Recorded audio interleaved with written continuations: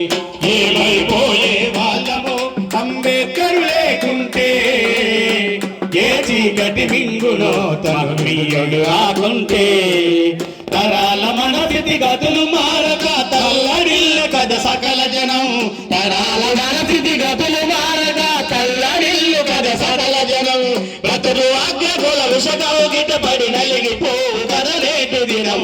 ఏమైపోయే వాళ్ళము అంబేద్కర్ లేకుంటే, ఏ చీకటి మింగును తను వెలుగై రాకుంటే, ఏమైపోయే వాళ్ళము అంబేద్కర్ లేకుంటే, ఏ చీకటి మింగును తను వెలుగై రాకుంటే, అడుగు అడుగు తను అనుభవించిన బాధలు తలచి, భావితరాల భవిష్యత్తు అంతా ముందే తెలిసి, అడుగు అడుగు తను అనుభవించిన బాధలు తలచి, భావితరాల భవిష్యత్తు అంతా ముందే తెలిసి, తన నెత్తిడి చుక్కల లక్షల అక్షరాలుగా మార్చాడు, తన నెత్తిడి చుక్కల లక్షల అక్షరాలుగా మార్చాడు, భారత జన నుదుటి రాతను అంబేద్కర్ మార్చాడు.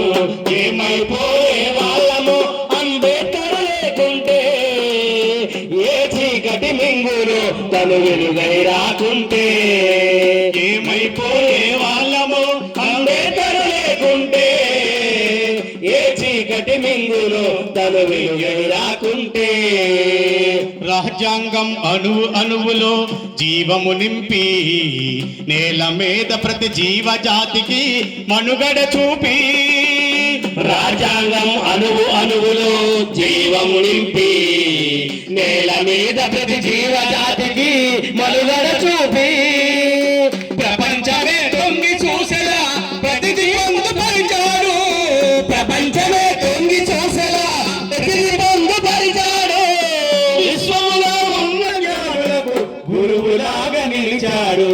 ఏమైపోయే వాళ్ళము అంబేద్కర్ లేకుంటే, ఏ చీకటి మింగును తను వెలుగై రాకుంటే, ఏమైపోయే వాళ్ళము అంబేద్కర్ లేకుంటే, ఏ చీకటి మింగును తను వెలుగై రాకుంటే, మన కోసం మహానీయుడు జీవితమును అంకితమిచ్చి, చీకటిలో నలిగే జాతులకు తన చేతితో వెలుగందిస్తే, మన కోసం మహానీయుడు జీవితమును అంకితమిచ్చి, చీకటిలో నలిగే జాతులకు తన చేతితో వెలుగందిస్తే, మతవాదుల మత్తుల మునిగి తన త్యాగం మరిచినారని, మతవాదుల మత్తుల మునిగి తన త్యాగం మరచినారని, నడి వీధిలో నిలబడి చూస్తూ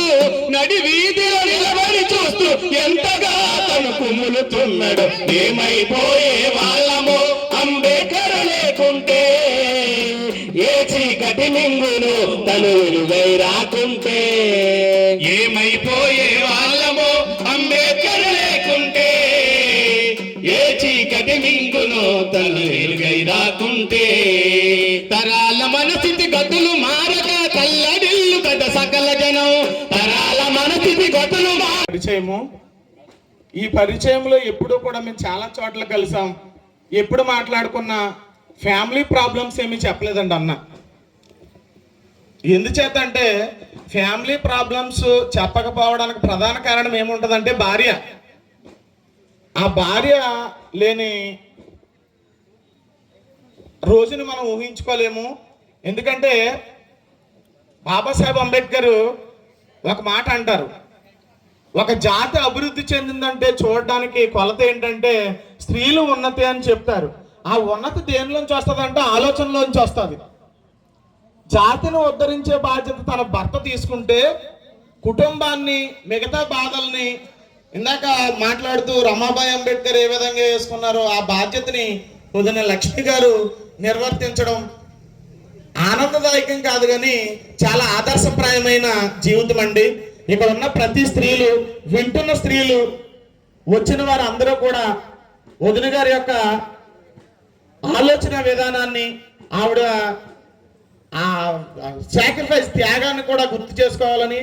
అన్న నాకు ఒక మాట చెప్పారు ఫోన్లో, తమ్ముడు నేను ఎప్పుడు ఏ టైంలో వెళ్ళినా ఎక్కడికి వెళ్తున్నావు, ఏం చేస్తున్నావు అని అడగలేదు. ఈ రోజుల్లో భార్యలు ఎలా ఉన్నారంటే ఎందుకు వెళ్తున్నావు, ఎక్కడికి వెళ్తున్నావు, ఏం చేస్తున్నావు, కనీసం నాకు మాట అన్నా చెప్పవా అనుకున్న రోజుల్లో నా భర్త సమాజ శ్రేయస్సు కోసం చేస్తున్నాడు. ఏం చేస్తారు? అమ్మా నాన్నల సంపాదనేమీ లేదు, తాత తండ్రుల నాటి ఆస్తి పాస్తులు లేవు, కన్న వాళ్ళ నుదిలి కడుపు మార్చుకుని ఎన్నో ఊళ్ళు తిరిగి గెలిచి వస్తాము. ఆ దాంట్లో అంటారు ఉన్ననాడు కలిసి తింటారు, లేకుంటే నిన్ను తలుచుకుంటారని. మరి అన్న ఇంట్లోకి ఏం తెచ్చినా తేకపోయినా మాస్టర్ సిద్ధార్థని, దురంధరిని, అనారోగ్యంలో ఉన్న సముద్రమ్మ గారిని, మరి వీళ్ళందరినీ చాలా చక్కగా కాసుకుంటూ వదిన లక్ష్మి గారు చూశారని అనుకుంటున్నాను.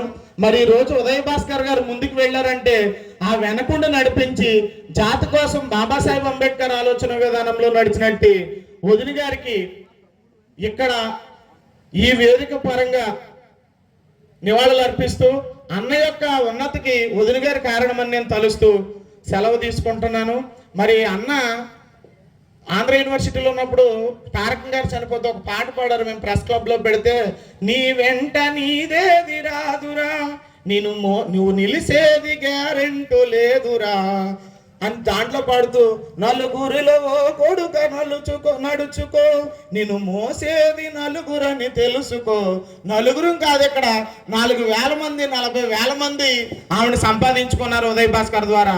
ఇదే ఆవిడకి ఘనమైన ఇవ్వాలని తెలియజేసుకుంటూ అంబేద్కర్ సాహిత్య అకాడమీ తరపున అందరికీ జై భీమ్.